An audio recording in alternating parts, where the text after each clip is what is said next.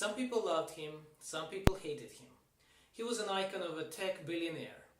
Steve Jobs was born in 1955 and died of cancer in 2011. Let's take a look at his legacy. For the purposes of this video, let's define legacy as what's left after a person's death. Legacy can be physical or non-physical. Physical legacy would include physical objects, wealth, or other tangible products of someone's life. Non-physical aspect would include ideas, symbols that derive from person's life, or ways of doing things that the person taught other people how to do. We'll analyze his legacy in 4 dimensions. Number 1 is biology. Who carries his DNA? Number 2, wealth. How much wealth he left and who benefited from it. Number 3 is education. Who he taught and how many people learned from him. And number 4 will be the products. How many people use the products that he helped create. Let's begin with biological dimension. Steve Jobs has 4 kids. His oldest daughter with Chrisanne Brennan, Lisa Brennan, and 3 more kids with Laurene Powell. Their names are Reed, Erin, and Eve Jobs. Next, let's look at his wealth.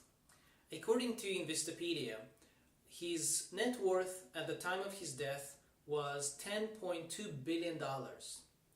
It's hard to say who exactly benefited from his wealth due to the secrecy that has always surrounded and still surrounds Steve's financial information.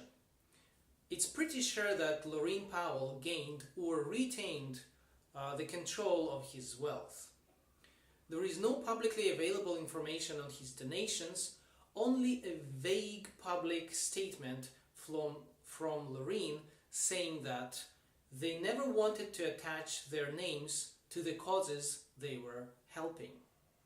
Education is a part of Steve Jobs' legacy that's probably the most difficult to analyze because it is, by its nature, very vague. However, for the purposes of this analysis, let's divide legacy of education into 2 different categories: family and everything outside of family. Within family, Steve's relationships with his children and his partners were often very difficult and complicated and fluid. Many sources close to him say that his focus in life was primarily on work and family was secondary. However, we know for certain that Steve cared deeply for Reed, his only son, and they had a good relationship. Here is one story to illustrate their relationship. When Steve Jobs was celebrating Reed's high school graduation, he offered Reed to choose any of the 2 bicycles Steve owned. When Reed objected that he'd feel indebted, Steve replied, "You don't need to feel indebted because you have my DNA." However, when it came to his daughters, he was less caring. Laurene Powell once said, "He focuses on his work and at times he has not been there for the girls." Now let's look at Steve's relationship with people outside of his family and his influence on them. In an interview with Charlie Rose, Tim Cook mentioned that Steve Jobs was a great mentor and a teacher who wanted to make sure that everyone understood his ideas and could perform accordingly. It seems that Steve had a polarizing effect on people. You either loved him or you hated him, and often it was the result of his attitude to you. Probably the most famous piece of advice originating from Steve Jobs was in his Stanford commencement speech. It spurs you to, above all else in life, find and follow your passion. Millions of people have watched it online and keep watching it every day. This is probably Steve's main legacy in terms of education. Last but not least, let's talk about the products category of Steve Jobs' legacy. Millions of people use Apple products. Millions of people watch Pixar movies. And Apple and Pixar influenced a lot in their respective fields. And this is the area where Steve Jobs is most known for and celebrated for.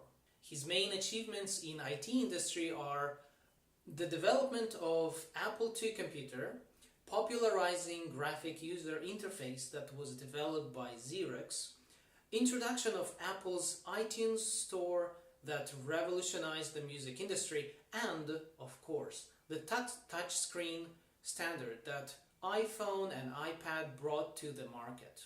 One more, probably a less known area of Steve's work was within Pixar.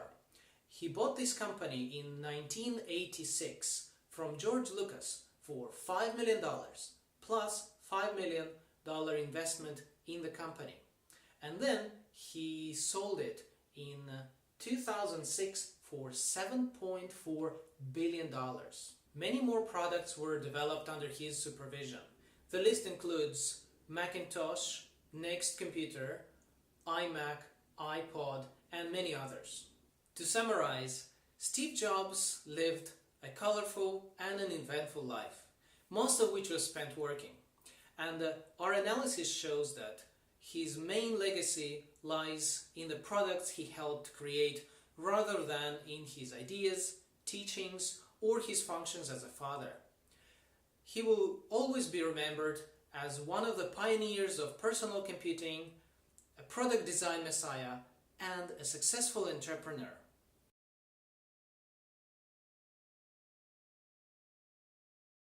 If you liked this video, please like, subscribe, and maybe share this video with your friends. Let them also see it. See you. Have a nice day.